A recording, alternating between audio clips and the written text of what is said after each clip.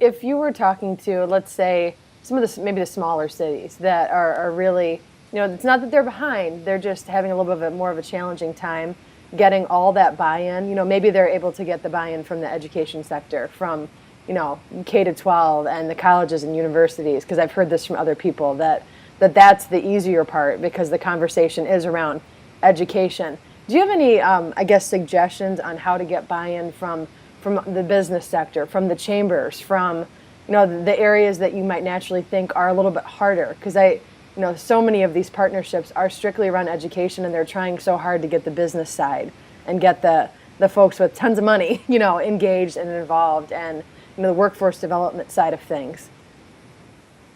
I think the answer to that really is around data.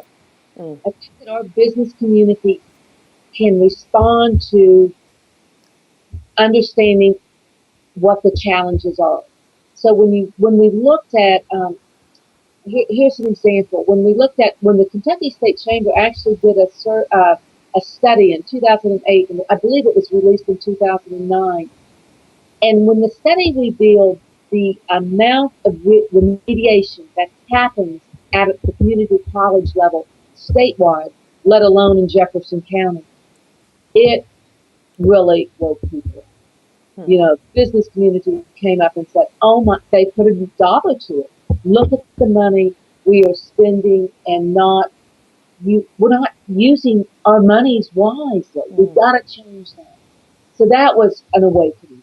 I think the other awakening is around the unfortunate data that many of our communities have, and that's the number of students that don't graduate from high school, college. It's the whole pipeline issue. We've got to get them out of high school, college, and career ready. Then we've got to really get them ready for their careers in college, and then we've got to get them into school, and we've got to keep them.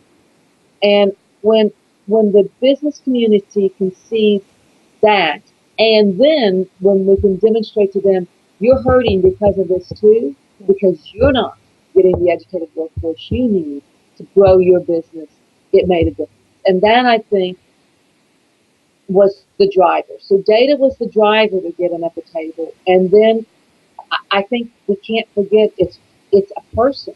And if you could put a face, put the story of how I did it, what going back to college and getting my degree meant to me, meant to my family, meant to my company, it makes all the difference in the world. From that vantage point too, when you talk about data, where did that start for you guys as well? I mean, obviously you had some researchers, you had some people doing the on the ground work to be able to present, to the businesses, to the community, to the broader population. But another question I've gotten from a lot of people is, having that conversation, maybe as a collective, whether it's at a conference or elsewhere, to talk about data and, not just one number, but a bigger number too. So where did you kind of start with the data gathering? Did you work with a local university, or did you have people in the chamber or at 55,000 Degrees doing that work on the ground? Where did that begin? So the on-the-ground work with the data began two places, I'll say. One, the Greater Louisville Project is really where the data began. So they were collecting the data around education, around jobs, around place to work. And that is a website that individuals can go to, and they can see over the period of time how that data has evolved and what we are collecting in that data.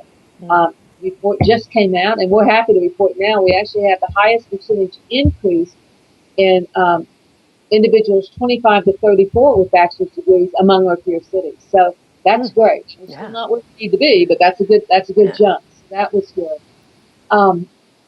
The other place, so we use the universities to collect data. We use the systems themselves. So K through 12 gives us data. Our public school systems have data all the time that we look at. We look at data from post-secondary institutions, Jefferson Community and Technical College, U of L, Bellarmine, that type of thing. So I would say that we began this. So Greater Louisville Project is a grounding place. University of Louisville has an economist that used to do lots of data for the chamber that we've used. So that's the other place. Then I think and this is sort of answering your question, maybe going off a little bit, but whenever I began with that Everyone Reads project, and that the business community saw an end goal, that they knew that, okay, in 4 years, this is over. You're going to be having all kids read at grade level. We're going to have raised $8 million, and we're going to help recruit 10,000 volunteers. And every year they got to report card. This is where we are. This is how we're progressing. This is how you're progressing on fundraising, and that type of thing makes the difference. So it's using the collectiveness of all those data points that are out there and bringing the owners of those data points together. You talked about success stories and how important that is, and how, you know, in the end, all of the work that we're doing around education goes back to people, to children, to young adults, to even adults that are going back to school. Are there any, I guess, kind of specific stories that are that have come about recently in your area that you'd like to share an example of you know, this success story of some type that you've run across that just kind of hit you or that really motivates others? Well, I'm going to answer that with two answers. Okay. One is, we have a program where we're working with working adults to return to school called Degrees at Work. And so we have some success stories and testimonials from individuals on that site. So that's another place we can send folks. But I'd like to say that at the 55,000 Degrees board meeting, we meet 4 times a year. And yes, those 23 people are still coming. But it's very, very good. And what our mayor wanted to do was to remind us we're going to get there one person at a time. So at every meeting, someone comes in to talk. And our last meeting, I guess it really is. You just sit there and think, oh my gosh, what we're really doing is making a difference. This young gentleman, a single mom with brothers, graduated from high school here in Louisville, and went to work and realized that work wasn't going to get him where he wanted to go. And so he went to our local college access center and talked to a gentleman there. And that gentleman helped him get into Jefferson Community and Technical College. Then at JCTC, someone wrapped their arms around this gentleman and helped him graduate, get his associate degree. He then went to the University of Louisville and has gotten his engineering degree from the Speed School of Engineering and is now working on his master's. Wow. He still is in contact with that college counselor from the Kentuckiana College Access Center and his professor at Jefferson Community and Technical College. I should say they're still in contact with him. If there's not a success story, that's a success story. Yeah. That tells us how a young man who, you know, had to go to work after school to help his mom with his brothers and a single parent family can do it and can make a difference. And if every day that's happening in my community, then I'm the happiest person in the world, and the work that we do pays off. So it's stories like that. We have our stories on our website on Degrees at Work are really about adults who have made a difference, who were working. I mean, that's the best story right now for us because we have so many individuals in our community that have some college that haven't completed. That I think for me, if we can capture those individuals and get them to have their success story, so we can put them online and get them in school and get them to complete. That's my goal. 15,000 of them by 2020. Yeah. Well, that's great. You guys are really doing quite amazing work, that's for sure. You know, those are the majority of the questions I had.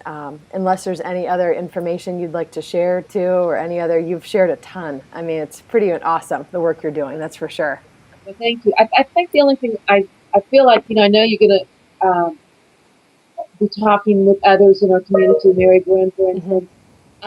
One of the things that probably, I've talked more about 55K, but I really do need to talk about the program Degrees at Work, that we are the drivers up from the chamber perspective, which makes great sense because it's getting businesses to sign up. We have 2 target audiences.